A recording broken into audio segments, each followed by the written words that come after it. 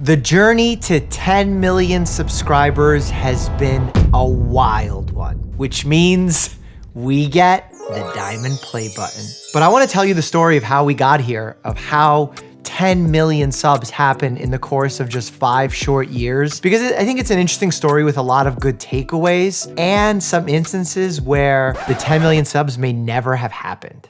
And I think that's where we should start. When I was in my final year of residency, I knew I was passionate to start a YouTube channel because it was already at a time where I was getting some popularity on Instagram and even on some television shows. And all they wanted to do was talk about my looks or something superficial. And I was passionate about talking about myth busting, about preventive care, about how to empower people to take control of their health. So I said, forget these producers who don't get it. I'm gonna be my own producer and launch a YouTube channel to debunk all this BS that I see across medical media. And there was a lot of it. I didn't know much about editing or what it was like to have a successful YouTube channel. So I said, you know what, let me put on my webcam and try and record a video about a recent medical study that came out.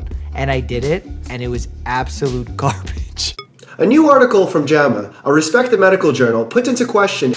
Luckily, Dan Owens reached out to me and said, hey, I see you do well on Instagram. Why don't you do video content? And him and I met, talked about this concept of starting a YouTube channel, and we both seemed to be very passionate about it. So I said, let's team up, let's do this, but we need some help. And I actually reached out to an MCN called Style Hall at the time. Very few of them actually exist today because of the way that they conducted their business. Essentially, 5 to 10 years ago, these MCNs were huge businesses that brought on a bunch of YouTube talent, took a percentage of the revenue that these YouTube talent brought in, and then helped them with small things on their channel, like getting issues figured out with YouTube, or helping them figure out content strategy or content planning. More so than anything, it was a lot of empty promises. I didn't know that at the time, signed with this company called Style Hall, and I started making content with Dan. And I will say, when we first started making this content, I was terrible on camera. Welcome to my YouTube channel.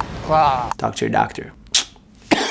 So for that first year, I said, I'm gonna follow the rules, be consistent, upload the same time every week. We struggled with a small team, but we got the content up. 52 videos first year. We only got about 200,000 subs. And for most people, first year putting up content, 200,000 subs is pretty solid. However, for me, having 2 million Instagram followers at the time, we thought that they would all come over and follow me on YouTube, or at least half of them would, or some number. And in reality, almost none of them did. Maybe a few thousand did. That was a big struggle for us because we were continuing to put money into the channel, but we said, we're gonna push on. We believe in this message. We believe people need this information. This is for the greater good. It's not about money. It was at the 1 year mark that Style Hall essentially said, we're firing you.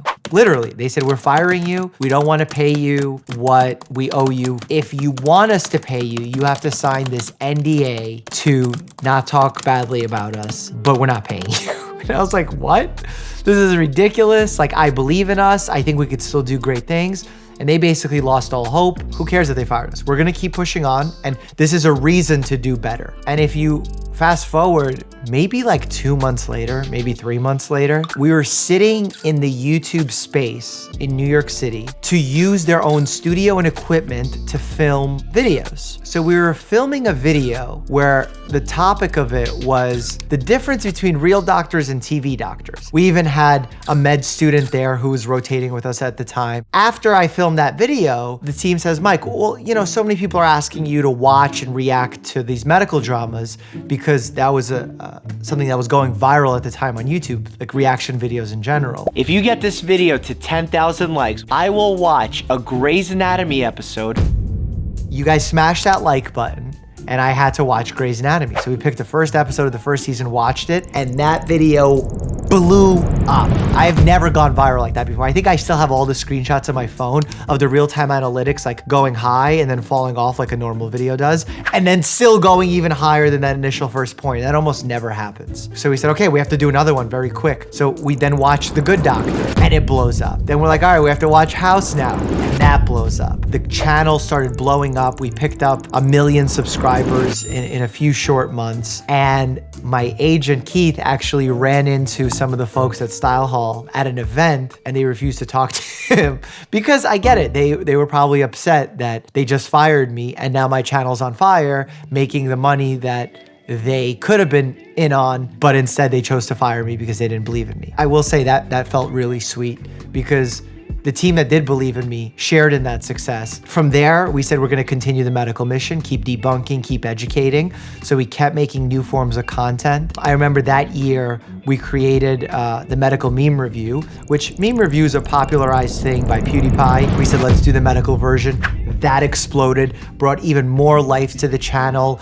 1 million more subs came in as a result of just launching that series. Other series that have done quite well, they're responding to comments, watching other shows that are not medical dramas, doing the day in my life videos. All of these essentially were ways that me and the team thought we could leverage something that is known to people with something that is unknown. And we make it medical and we lean into it with some of my knowledge of what I can bring to the table. That was a tremendous success for the channel because we saw the views just consistently grow, grow, and grow. Then came 2020 when the pandemic happened. You know, I remember it was December 2019 and people were in the comment section of my video saying, you have to talk about this virus thing that's happening in China. You know, I didn't want to talk about it in late December. I didn't want to talk about it early in January when it was all over the news because I felt like I didn't have enough accurate information to put in a YouTube video, which is in stark contrast to what media does nowadays. Everyone wants to be first to break a story, regardless of its accuracy or its value. And even if you watch our first videos on the pandemic, they are still pretty accurate. I think we approached everything with reason, with honesty and transparency as to why we're saying certain things, what we know, what we don't know, how things may change. And I think we did a good job with it. As far as education goes. During those early days of the pandemic, we were the source of medical information on YouTube. We were debunking the misinformation. We were watching these ridiculous fake documentaries about it. And I think we served a really good purpose for people who needed accurate, easy to understand information at a critical time. So I was really proud of the channel for succeeding there. It continued to grow. Honestly, some of my favorite videos of the channel happened during that time of when we got 100 doctors to talk about what they were experiencing during the pandemic. When we ended up buying $50,000 worth of N95 masks and donating them to my hospital through like a black market or gray market source. But all of that was unique content. And the reason I point out that unique content is because I think that's where the success of the channel really comes from. It's that experimentation of constantly willing to try new things and push the boundaries as far as the channel can go. I mean, this year we did a tour. I did 2 boxing matches. So many things, reaching so many audiences with a message of health and wellness and accurate health and wellness, not BS gunk. And while hitting 10 million subscribers certainly does feel good, and obviously we've been rewarded substantially financially with it, the things that I'm most proud of the channel is the fact that we've educated so many people about their health. We constantly get emails of people who've saved someone's life by performing chest compressions because they've heard about it on this channel. The messages of support that people send, that they've been able to turn around their lives with the advice that they've gotten on this channel. The amount of fundraising we've been able to do, whether it's donating $100,000 to Feeding America for Ryan Trahan's campaign, to donating my last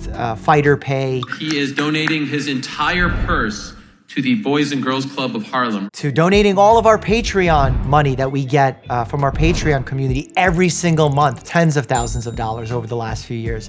It's been amazing. And then the final point is that despite all of these positive things happening, and a lot of offers for ridiculous sums of money, we've never sold out our medical ethics. It's very easy to do that, especially as a person who does not come from means.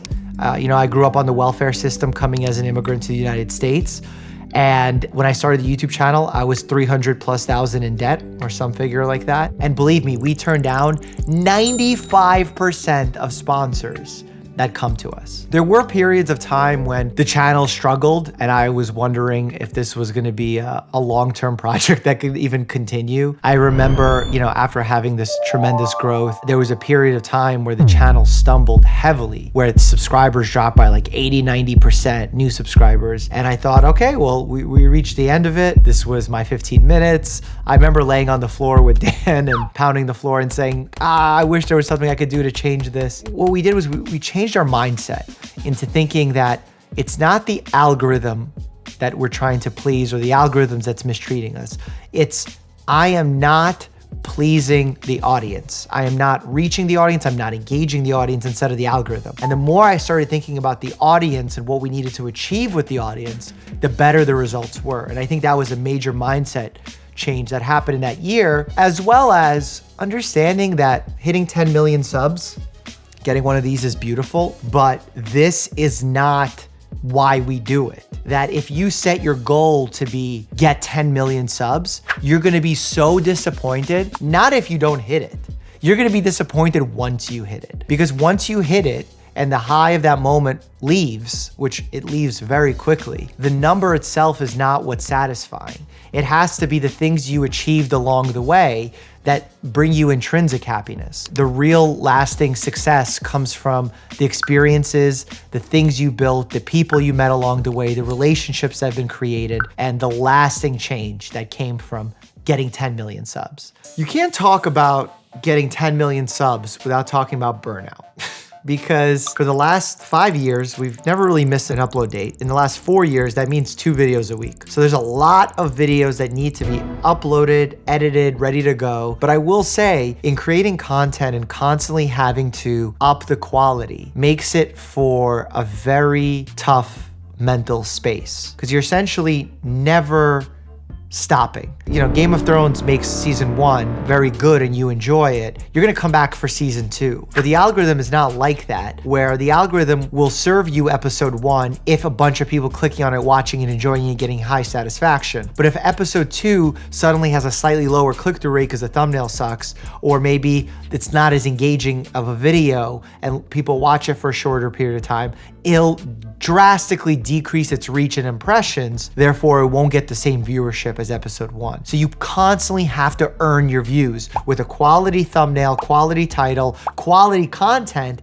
and high viewer satisfaction. That's why, by the way, so many of you people comment, why is the thumbnail changing all the time? Why is it because we're trying to figure out what works best to get the most views. Remember, I can make the best video in the world, but if people don't click on it because the thumbnail's off, it's not gonna do well. So that's why I'm constantly trying out new thumbs. Dan's been a whiz at getting some of the best gear for us to make sure that the quality of the content is fire. The lighting's on point, the background, the set is on point, the cameras are delivering the best, most accurate image, the computers that we're editing on. So constant reinvestment into the channel has been key. So the bar is always to the roof. And that's good for the viewer because you're gonna get the best content served to you that's gonna make you enjoy your time on YouTube. But really rough on creators because it sets a precedent that we always have to make fire content. I like this challenge. And I think we need to own it as creators and know that it's gonna happen. So maybe setting some boundaries as far as taking time off, giving yourself breaks. For me, because I have so many different jobs, being a doctor, being a boxer, doing YouTube, other projects I'm involved in, when I'm making those pivots, I feel refreshed because I'm not doing the same thing. And because I'm constantly doing those pivots, I don't feel as burnt out. Don't get me wrong. Do I feel overworked at times? Absolutely. That's any job, anytime you're trying to be the best at anything, you're gonna feel that way. And there's different strategies you can do to cope with that. You know, therapy, having a good social support system, making sure you take care of your physical health with quality sleep, food, exercise, etc. But it's most definitely part of the journey, whether you like it or not. And obviously I can't go without mentioning that we've grown the team. You know, Dan and I started the channel together. Sam has come on in the beginning of 2020. He's been a rock star producer. Caroline, our new editor from Canada. Juan, our new editor from Costa Rica. We're constantly expanding the team, trying to figure out new ways to make things work. And we've tried different things. We've tried hiring other producers. We've tried going under management firms, PR firms. None of that has been successful, except really hiring people that were self-starters, self-motivators, who were excited and shared in that same mission statement of wanting to be a part of something amazing. It's bigger than just us. It's more so a goal that we all uniformly share. Now, where do I go from here? I want 10 million more subs because we always want to set high marks for us and continue to grow and get billions of more views educating people about health. So there will be new formats coming. We just launched the podcast, had some amazing first guests. I'm really excited for what the future holds with that podcast. Having intimate conversations with big names, with giving you good takeaways is a format I love and I want to continue to nurture. We also have new merch coming out. I have a book that I'm working on. We're going to potentially do the tour again, maybe more boxing fights if my body will hold up. And the thing I'm excited about most is I'm launching an academy called the Professionals Media Academy, where if you're an expert in your field, whether you're a doctor, lawyer, real estate agent, and you have a message you want to share with the world, and you want to be on television, want to be on the big shows,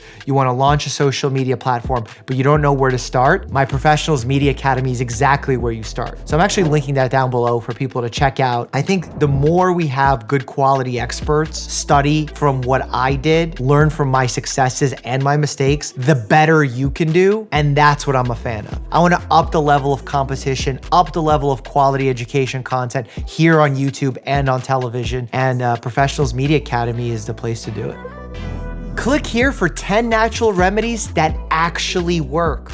Click here, check it out. As always, stay happy and healthy. Get your merch.